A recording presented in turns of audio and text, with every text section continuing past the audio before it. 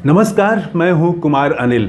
Doctor Bhimrao Ambedkar की पुस्तक बुद्ध और उनका धम्म, इसकी 11वीं कड़ी लेके मैं आपके सामने उपस्थित हूं। पिछली कड़ी में हम लोगों ने देखा कि सम्राट बिंबिसार ने कई तरह के प्रस्ताव दिए कि आप लौट जाइए, आप राजमहल के लायक हैं, आप ये सन्यास अभी आपके उम्र के लिए ये ठीक नहीं है।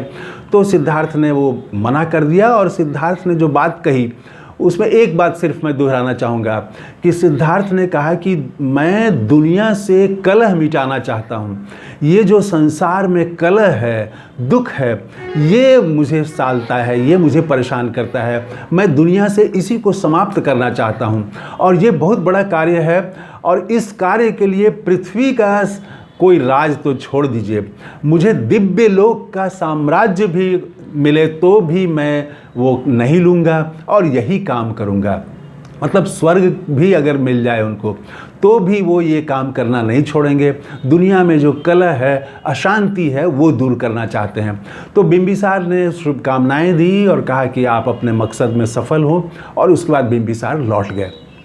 कुछ ही दिनों के बाद वहाँ पर 5 परिव्राजक आके उनके बगल में कुटी बना के रहने लगे। तो वो जब देखा उन लोगों ने कि यहाँ तो सिद्धार्थ हैं, तो सिद्धार्थ से मिलने आए वो पांचों। उन पांचों का नाम भी बता देता हूँ: कौंडिन्य, अश्वजीत, वप्प, महानाम और भद्रक।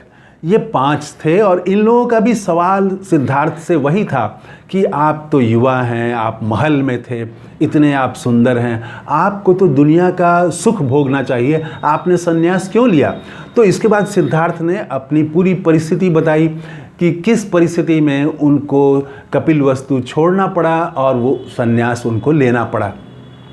तो परिव्राजकों ने कहा कि क्या आपको पता है कि जब आपने कपिलवस्तु छोड़ दिया तब उसके बाद वहाँ क्या हुआ? तो सिद्धार्थ ने कहा कि नहीं, वे तो कुछ नहीं जानते हैं।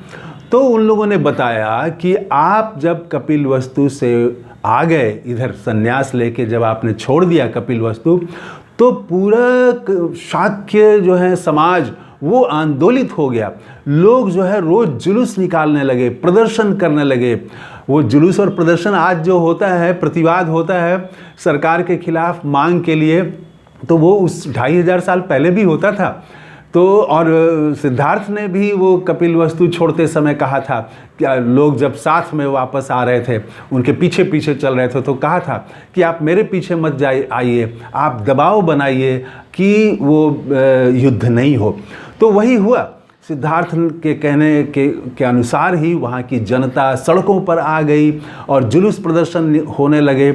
और जुलूस प्रदर्शन के जो नारे थे, वो नारे ये थे कि कोली हमारा भाई है और भाई भाई में युद्ध नहीं होना चाहिए। सोचो कि सिद्धार्थ को क्यों कपिलवस्तु छोड़ना पड़ा, क्यों शाक्य संघ छोड़ के यहाँ से जाना पड़ा उनको, सोचो।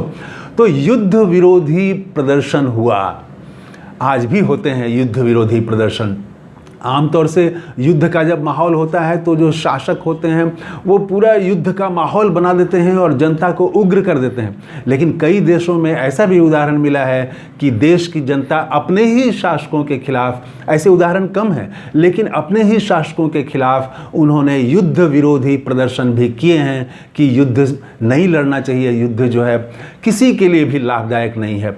तो वही हुआ, वहाँ पर पूरा प्रदर्शन हुआ और शाक्य संघ को झुकना पड़ा। झुकने के बाद में शाक्य संघ ने अपने 5 दूत तय किए जो कोलियों से बात करेगा। उधर कोलियों को जब जानकारी मिली तो उनमें भी बहुत खुशी की लहर हो गई और उन लोगों ने भी 5 दूत तय किए और ये सब पांचों, दोनों तरफ से 5-5 लोग मिलके इन लोगों ने एक रास्ता निकाला और एक जो है रोहिणी नदी के जल बंटवारे के लिए एक स्थायी परिषद का निर्माण किया।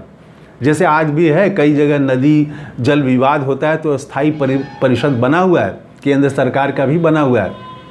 तो वैसे ही स्थायी परिषद बनाया गया और उस स्थायी परिषद का काम था कि जब भी कोई विवाद होगा तो उस परिषद में ही बातचीत के जरिए उसका हल निकाला जाएगा। तो सुंदर ये सब चीज़ हो गया था। तो उन 5 परिव्राजकों ने कहा कि आपका जो मकसद था कि युद्ध रुक जाए, युद्ध नहीं हो, वो तो पूरा हो गया। अब आपके यहाँ ये सन्यास का तो कोई औचित्य नहीं है, अब तो आप लौट जाइए। इसके बाद सिद्धार्थ ने कहा कि नहीं, वो लौटेंगे नहीं, उनका मकसद और बड़ा है। तो ठीक है, ये युद्ध जो है वो रुक गया, इसकी मुझे खुशी है, लेकिन इसके चलते ही मैं लौटूंगा नहीं, मुझे बड़ा काम करना है। वो परिव्राजकों को उन्होंने तो जवाब दे दिया उसके बाद, लेकिन सिद्धार्थ जो है वो जब अकेले हुए तो वो काफ़ी उन्होंने मंथन किया कि अब संन्यास का क्या औचित्य है। तो युद्ध तो रुक गया, लेकिन फिर उन्होंने खुद से ही सवाल किया और खुद को ही उनका जवाब भी उनको मिल गया। जवाब ये मिला कि युद्ध जो है वो दुनिया में जो अशांति है, दुनिया में जो कलह है, उसका एक छोटा हिस्सा है युद्ध। और दो देशों में युद्ध तो कभी कभी होता है, लेकिन दुनिया में कलह और अशांति ये 24 घंटा हर पल जो है वो चलता रहता है। तो इसको मुझे दूर करना है। और उन्होंने डॉक्टर अंबेडकर लिखते हैं कि घर में गृहस्थों के बीच में कलह है, अशांति है, भाई भाई में अशांति है, माँ और पुत्र में अशांति है, भाई और बहन में अशांति है, इतनी अशांति है, लोग कलह में जी रहे हैं, झगड़े होते हैं, हत्या तक लोग कर देते हैं एक दूसरे की। तो आखिर ये क्यों है? ये बड़ा सवाल है और इस सवाल का उत्तर उनको खोजना है। उनको सिद्धार्थ को खुद ही उत्तर मिल गया कि उन्होंने जिस मुद्दे पर छोड़ा था कपिलवस्तु, जिस मुद्दे पर संन्यास ग्रहण किया था, वो अब व्यापक बन गया है, उसका फलक अब बड़ा हो गया है।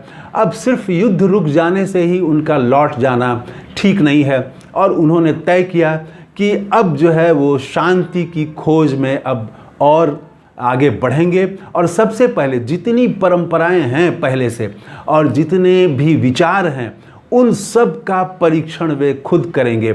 और इसके लिए तब वो तैयार हो जाते हैं और फिर वो जितनी परंपराएं हैं, जितने भी ऋषि मुनि हैं, सबके पास जाते हैं और सबकी जो विद्या है उसको आजमाते हैं कि कैसे क्या वो जो समस्या का हल चाहते हैं, दुनिया में शांति हो, भाईचारा हो, प्रेम हो, अशांति नहीं हो, झगड़ा नहीं हो, आपस में टकराव नहीं हो, मनमुटाव नहीं हो। तो इसके लिए क्या कोई रास्ता है? हमारी परंपरा में, हमारे पुराने ज्ञान में कोई परंपरा है? इसकी खोज के लिए वो निकल पड़ते हैं। और हम फिर बात करेंगे, अगली कड़ी में हम बात करेंगे कि इसके बाद सिद्धार्थ जो है वो ऋषि भृगु के यहाँ जाते हैं आश्रम में। तो ऋषि भृगु से वो क्या पाते हैं और कैसे उसका परीक्षण करते हैं, तो इसकी चर्चा हम अगली कड़ी में करेंगे। इस कड़ी में इतना ही। कैसा लगा कमेंट करके ज़रूर बताइएगा। और एक बार फिर से बुद्ध को नमस्कार करते हुए, अंबेडकर को नमस्कार करते हुए अपनी बात समाप्त करता हूँ। थैंक यू, धन्यवाद, जय हिंद।